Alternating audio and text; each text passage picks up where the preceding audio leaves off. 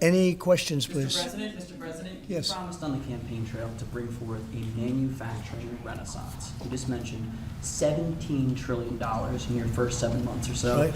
Can you talk about how an investment like this, all the other ones that you laid out, will positively impact the millions of Americans that trusted you with their vote? Thank you very much. It changes our country. I mean, our country is a very different country than it was 6 months ago.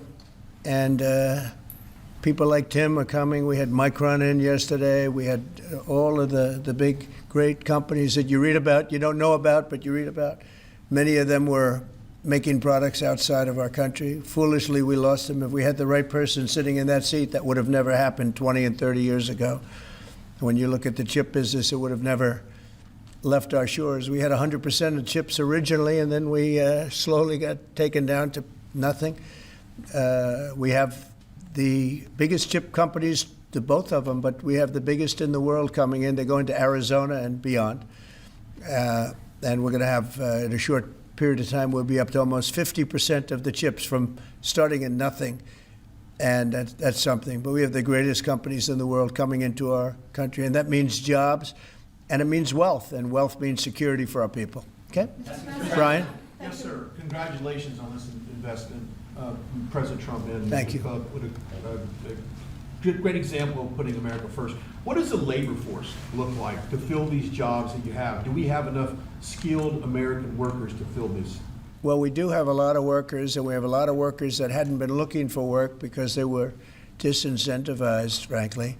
And people like Tim have tremendous schools and training centers that they build along with a lot of their big plants where they train people on whether it's glass, like in Kentucky, or computers, or whatever they might be doing. It's a complex world, and they train people, and they do a great job. So it's a whole new workforce. Now, we have a lot of them in energy because, you know, they've always liked energy. As you know, coal has opened up big. We brought it back in a very large way. You know, China's right now building 58 coal-fired plants, 58 big ones. And here we were saying we don't take coal. We have more coal than anybody else in the world. We have more oil and gas than anybody else in the world. But we have tremendous energy jobs, and the energy, as you know, we're booming with energy. And that's why the gasoline prices are down. The costs are down. I just hope when they watch these shows, I watch this, I won't use names because I just make them better known that nobody knows who they are. But I watch this group of people on CNN and MSDNC too, the same thing, where they say, well, costs have gone up. Costs haven't gone up, they've gone down. I'm telling you, the thing that's gone up is stock prices and success of our country. Our country is really, really doing well, successful. Yes, ma'am? Yes, Mr. President, have Putin and Zelensky agreed to a summit yet? And where and when would that be? Well, there's a very good prospect that they will. And we haven't determined where, but we had some very good talks with President Putin today. And there's a very good chance that we could be ending the end of that road. That road was long and continues to be long, but there's a good chance that there will be a meeting very soon. How close do you think you are to a deal? Excuse me? How close do you think you are to some kind of deal? Well, I don't want to say. I've been disappointed before with this one. You know, we've solved 5 wars, plus add to that Iran, where we wiped out their nuclear capacity for weapons. They would have had a weapon within 2 months, maybe less, and that was totally obliterated. Turned out it was a total obliteration. And the pilots and the people that did that job are really, we have the greatest armed forces in the world, but that was really something. In fact, there's a model of the plane right there. So, you got to bring that up, Susie. We have to see that. Look at this. This was just given to me. You know, we ordered brand new B-2 bombers.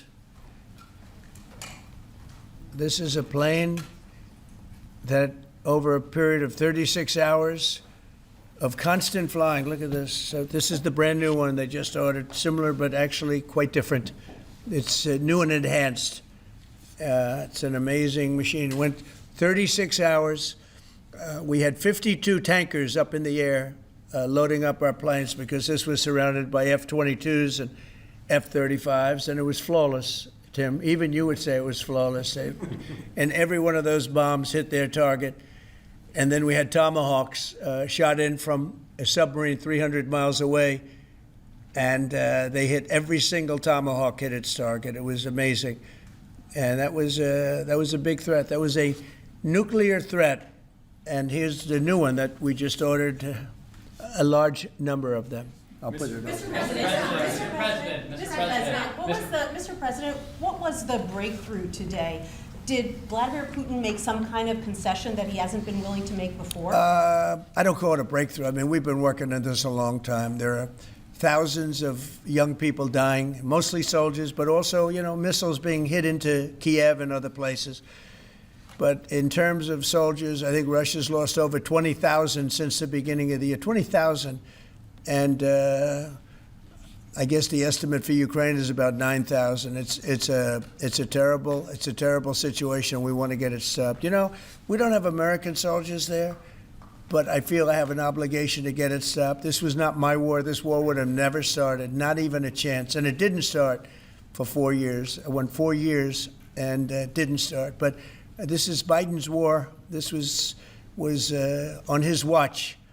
And, it's funny, we had no land was taken from Trump. It was taken from Bush. It was taken from Biden. The whole thing they would take from Biden if it weren't for us.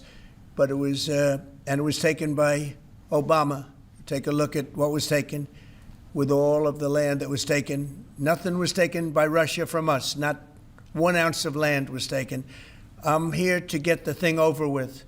It would have never started if I were president. And we're here to get it stopped and get the death stopped. Yeah, please. Mr. President, in the past, you said you would know if Putin was tackling you wrong. What gives you any confidence that he is or isn't doing that this time around? Can't answer the question yet. I'll tell you in a matter of weeks, maybe less. But we've made a lot of progress. And as you know, we put a 50% tariff on India on oil. They're the second largest. They're very close to China in terms of the purchase of oil from Russia. But so I don't know if that had anything to do with it. But we've had very productive talks today. Yes, ma'am? President Trump, unfederalizing DC, are you considering taking over the DC police? Is that an option on the table? We're considering it, yeah, because the crime is ridiculous. I could show you a chart comparing DC to other locations, and you're not going to want to see what it looks like. It was just up on television, actually. They were showing it. Now, we want to have a great, safe capital. And we're going to have it. And that includes cleanliness and it includes other things. We have a capital that's very unsafe. We just almost lost a young man, beautiful, handsome guy that got the hell knocked out of him the night before last. And I'm going to call him now. We wanted to give him a little recovery time. We just put a call into him. They're calling back in a little while. But he went through a bad situation, to put it mildly, and there's too much of it. We're gonna do something about it. So whether you call it federalized or what, and that also includes the graffiti that you see, the papers all over the place, the roads that are in bad shape, the medians that are falling down, the median in between roads that's falling down. We're gonna beautify the city. We're gonna make it beautiful. And what a shame. The rate of crime, the rate of muggings, killings, and everything else, we're not going to let it. And that includes bringing in the National Guard, maybe very quickly, too. And do you want Congress to look at overturning the DC Home Rule Act? We're going to look at that. In fact, the lawyers are already studying it. We have to run D.C. This has to be the best-run place in the country, not the worst-run place in the country. And it has so much potential. And we're going to take care of it. You're going to be safe. You're going to be safe walking down streets. You're not going to get mugged. Mr. President, if you do reach a deal with Ukraine and Russia, would you drop the additional tariffs on India? Well, we'll determine that later. But right now they're paying a 50% tariff. Okay. Yeah, please. One for Mr. Cook as well. On the Yeah, please. Sure. The president wants a made in the USA iPhone. What are the chances that you can actually make that happen? Well, if you look at the bulk of it, we're doing a lot of the semiconductors here. We're doing the glass here. We're doing the Face ID module here. So there's a ton of it. And we're doing these for products sold elsewhere in the world. And so there's a lot of content in there from the United States. But what about the whole We're thing? very proud of it. Can you make the whole thing is here? just the final assembly that you're focused on. And that will be elsewhere for a while. He makes many of the components here, and we've been talking about it, and the whole thing is set up at other places, and it's been there for a long time. So in terms of the cost and all, but I think we may incentivize him enough that one day he'll be bringing that. But he brings most of the stuff. Look, he's not making this kind of an investment anywhere in the world, not even close. He's coming back. I mean, Apple's coming back to America. Thank you. Mr. President, Indian officials Let me said- go, please. Indian officials have said that there are other countries that are buying Russian oil. It's okay. Like China, for instance, It's buys okay. more. Yeah. Why are you singling India out for these additional It's sanctions? only been 8 hours, so let's see what happens over the next. More secondary sanctions you're going very to see a lot soon. more. So this is a taste of You're what's going to to see a come. lot more. You're Mr. going to see so much You were the driving- secondary sanctions. Yes, ma'am. Sorry, you were the driving force behind Operation Warp Speed, these mRNA vaccines that are the gold standard. Right. Now your health secretary is pulling back all the funding for research. He's saying that the risks outweigh the benefits, which puts him at odds with Research the on entire what? medical community and with you. What is going on Research on what? into mRNA vaccines? Well, we're going to look at that. We're talking about it, and they're doing a very good job. And, you know, that is a past. Operation Warp Speed was, whether you're Republican or Democrat, considered one of the most incredible things ever done in this country.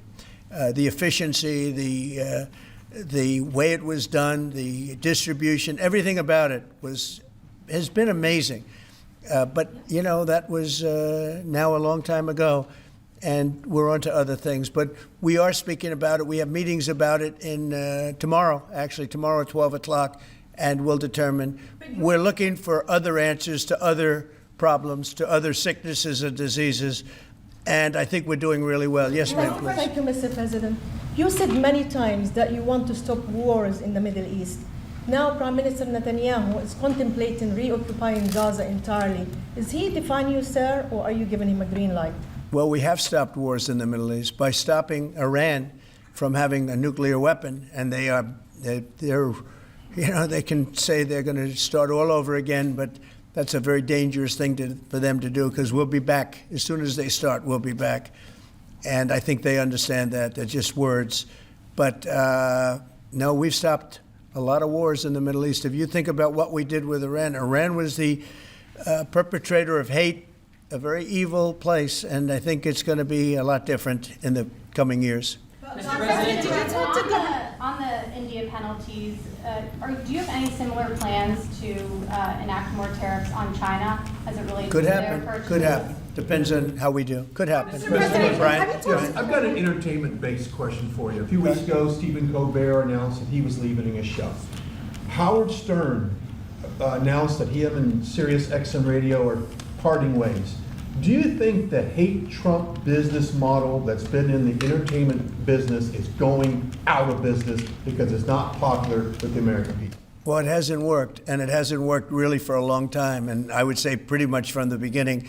Colbert has no talent. I mean, I could take anybody here, I could go outside on the beautiful streets and pick up a couple of people that do just as well or better. They get higher ratings than he did. He's got no talent. Fallon has no talent. Kimmel has no talent. They're next. They're going to be going. I hear they're going to be going. I don't know, but I would imagine because they get, you know, Colbert has better ratings than Kimmel or Fallon. You know that.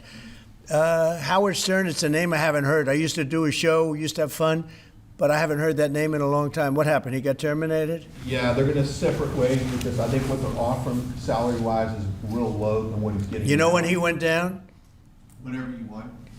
You know when he went down? No, before. When he endorsed Hillary Clinton, he lost his audience. People said, give me a break.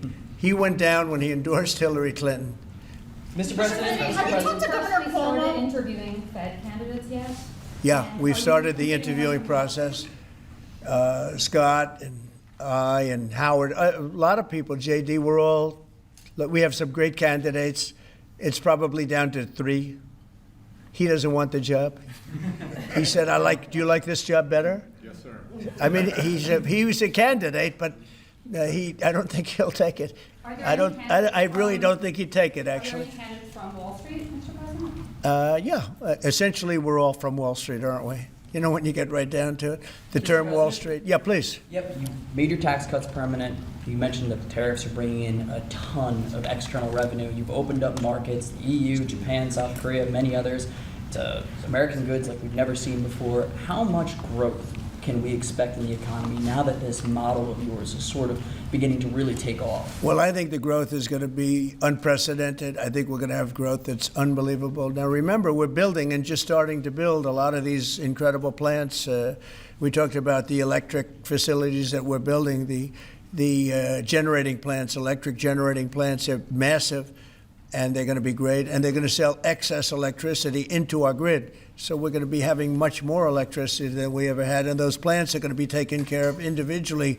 I know Tim is building one in one of his big factories, but especially for AI because it needs so much electricity. So I appreciate the question very much. I think the growth is going to be unprecedented. Did you have a phone call with Andrew Cuomo? Did you speak to Andrew Cuomo? I haven't. No, I haven't. Mr. President, have you been briefed on what Ghislaine Maxwell told Todd Blanch? No, I haven't. Have You not. don't know whether I you don't came know. up in the I know Todd conversation is or a not? very respected person all over the country, all over the world legally, so I don't know. Mr. President. Yeah, please, go ahead. Will the new Fed governor be temporary? We're probably going to go with a temp and then a permanent, I think. Are the two So the temp is going to be named, I'd say, over the next 2-3 days, and then we're going to go permanent. Are the two Kevins the leading contenders for the permanent spot for the chair? Well, the two Kevins? The two Kevins are absolutely, yeah. They're both very good.